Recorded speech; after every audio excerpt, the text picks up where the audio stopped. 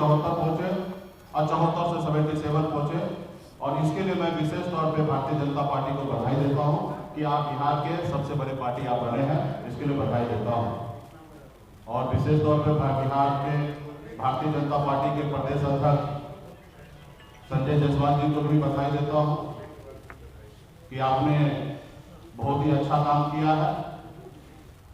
लेकिन मैंने कल उनका प्रेस कॉन्फ्रेंस सुना,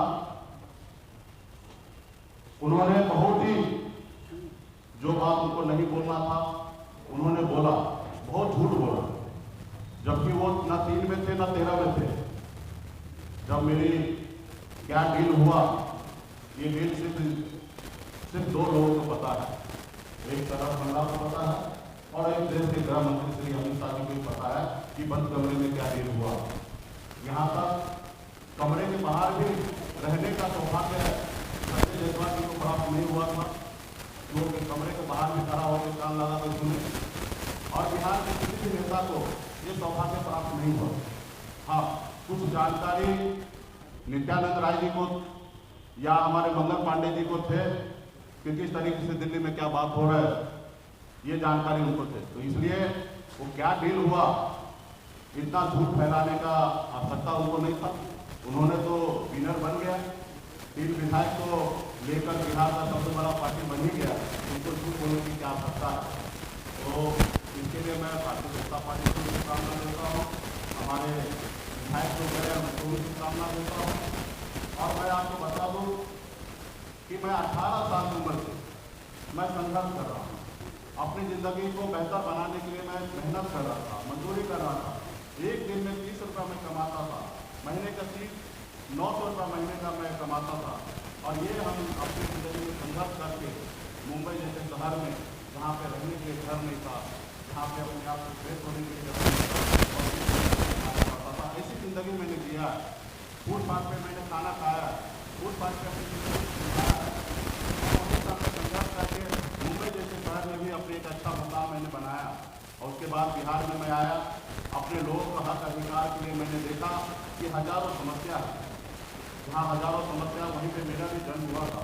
लेकिन मैंने सोचा कि हमारे अपने लोगों के लिए बेहतर कुछ करें, और मैंने मुंबई के ऐशोआराम की ज़िंदगी को छोड़कर बिहार में आया। आपने देखा कि कितना मैंने संघर्ष किया, कितनी मैंने लड़ाई लड़ा, लाठी डंडा खाया, 7 दिन तक अनशन पर बैठा। जितना मुझे मेहनत करना था मैंने किया, और मेहनत करने के बाद 2020 में अच्छी तरीके से एक मुकाम मिला। माननीय मुख्यमंत्री नीतीश कुमार जी के नेतृत्व में बिहार में काम करने का मौका मिला। और लोगों को ये हजम नहीं हुआ कि वो देखे कि ये व्यक्ति संघर्ष के दम पर जब हमें 11 सीट देने पर मजबूर कर सकता है, तो ये लड़का आने वाले समय में बहुत मेहनत करेगा और शायद 11 सीट पे इनकी समझौता नहीं होगा, शायद 100 पे समझौता हो। तो उन्होंने ये देखा कि इसको कैसे रोका जाए, तो उन्होंने रोकने का काम किया है।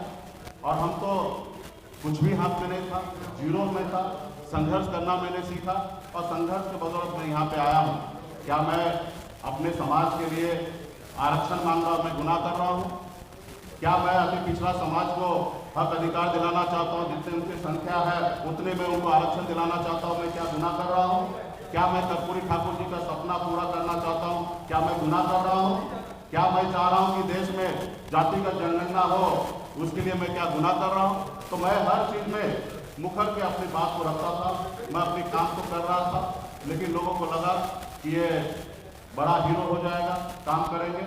कल ही हमने बेतिया में बड़ा तरैया वन है 348 एकड़ का, जो 20 साल से विभाग प्रयास कर रहा था कि ये विभाग में ट्रांसफर हो जाए, लेकिन मैंने कल ही कैबिनेट से पास कराया और विभाग में हमने ट्रांसफर किया। वो वन में झील में कम से कम 10,000 परिवार का घर गुजर बसर हो सकता है, खास करके मछुआरा भाई का। तो मैं उनके लिए काम कर रहा हूँ। आज बिहार में 32,000 तालाब है, जिसमें से 15,000 तालाब से अधिक तालाब पे कब्जा हो चुका है, अतिक्रमण हो चुका है। मैं उसके लिए प्रयास हूँ, अलग से टीम बना के उसको मैं चाहता हूँ कि अतिक्रमण मुक्त कराऊँ। तो लोगों को लगता है कि ये काम करने के बाद कहीं ना कहीं समुदाय में हीरो बन जाएंगे। तो इसलिए लोगों ने रोकने का काम किया है और मैं मजबूती से आगे बढ़ रहा हूँ। मेरी ज़िंदगी में तो बचपन से ही संघर्ष है। जो आज हुआ है, ऐसी बात नहीं था कि मुझे अंदाज़ा नहीं था, मुझे सब पता था कि मैं जो लड़ाई कुछ लोग चाहते हैं कि मैं ऐसा आदमी बना कर रखूँ कि जिनको मैं बोलूँ कि उठो तो उठेंगे, बोलूँगा बैठो तो बैठेंगे। तो ये पहले हुआ करता था किसी कालखंड में, समाज में कुछ ऐसे नेता था जिनको अपने आप पे भरोसा नहीं था, इसलिए वो ऐसे करते थे कि किसी के कहने पे सुनने पर उठते थे या बैठते थे। लेकिन आज मुझे भरोसा है कि बिहार ही नहीं, देश में लाखों करोड़ों निषाद का बेटा, पिछड़ा का बेटा, दलित का बेटा आज स्टैंड अप मल्ला को जानने लगा। अब मैं भी इसलिए मैं कहता हूँ गर्व से कि मैं स्टैंड अप मल्ला हूँ, पूरे देश में निषाद का बेटा हूँ, उनके हक अधिकार के लिए लड़ाई लड़ता रहूँगा। आखिरी सांस तक मैं अपने लोगों के लिए लड़ाई लड़ते रहूँगा। आप सबको पता है कि अगर मैं उनकी बात मान लेता तो शायद ये नहीं होता। आज हमने बोचहा में चुनाव लड़ने का निर्णय लिया। आप सबको पता है कि गठबंधन में वो सीट हमारा था। जब सीट अगर हमारे स्वर्गीय विधायक जी का निधन हुआ तो निश्चित तौर पर सीट खाली हुआ और तो पहला अधिकार बीजेपी का होना था, लेकिन उन्होंने नहीं किया।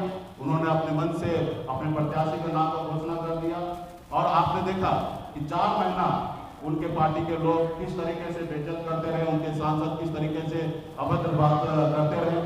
मैं सुनते रहा क्योंकि मुझे वहाँ पे चुनाव लड़ना था।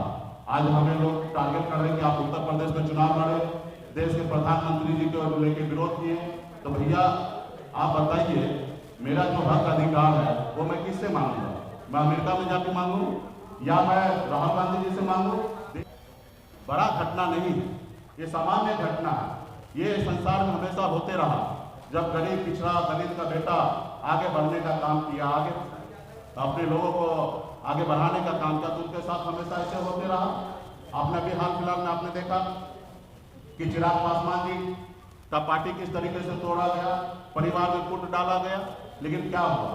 उससे पहले आपने देखा कि हमारे बिहार के मुख्यमंत्री श्री नीतीश कुमार जी, उनकी पार्टी अरुणाचल प्रदेश में 6 विधायक ले लिए। फिर क्या हुआ?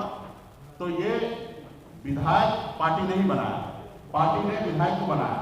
पार्टी में लोग आते जाते रहेंगे, हमारे विचारधारा से पार्टी आगे बढ़ेगा और जिनको एक्सेप्ट होगा वो पार्टी में हमारे विचारधारा से चलेंगे, जिनको नहीं एक्सेप्ट होगा वो अपने रास्ता अलग बनाएंगे। तो वैसे लोगों को भी शुभकामना देते हैं कि थोड़ा पेशेंस रखिए, ईमानदारी के साथ रहिए। आपको जो जनता ने आपको चुन के भेजा है उनके पर भी आप भरोसा रखिए। यही नहीं है कि आपको नेम फेम पावर मिल जाए, वही चीज़ है। आज मैं चाहता तो चैन से जिंदगी जीता, लेकिन मैंने ये नहीं चुना, मैंने संघर्ष का रास्ता चुना। अब मेरे हाथ में था ही क्या जो मैं खो गया। कल फिर 4 बनाया, फिर 40 बनाएंगे। लोगों का भरोसा अगर हम पे रहा तो निश्चित तौर पे हम अपने कामयाब होंगे। तो इसलिए इससे मैं ज़्यादा भयभीत नहीं हूँ, चिंतित नहीं हूँ। अभी मेरा लक्ष्य है कि बोचहा में मजबूती से हमारा जो जनाधार है, जो ताकत है, उसको लगाकर बोचहा सीट पर लड़ेंगे और जीतेंगे। अब बाकी जिंदगी में जो कठिनाई अभी दिख रहा है आप लोगों के सामने में, इससे बड़े बड़े कठिनाई को हमें सामना करना पड़ेगा। आज देखिए, लालू जी ने इतना अच्छा काम करने के बाद भी आज जेल में है। तो ये सब संसार का एक पार्ट है, ये होते रहेगा। इसके लिए हमें घबराने की आवश्यकता नहीं है। इसलिए आप लोगों ने एक गरीब पिछड़ा का बेटा का आवाज़ को देश दुनिया में पहुंचाने के लिए आप लोगों ने हमारे साथ यहाँ पे उपस्थित है। तो आप सभी को इसके लिए मैं धन्यवाद देता हूँ। कुछ विशेष अगर आपको बात रखना है, पूछना है, तो मैं शांति से जवाब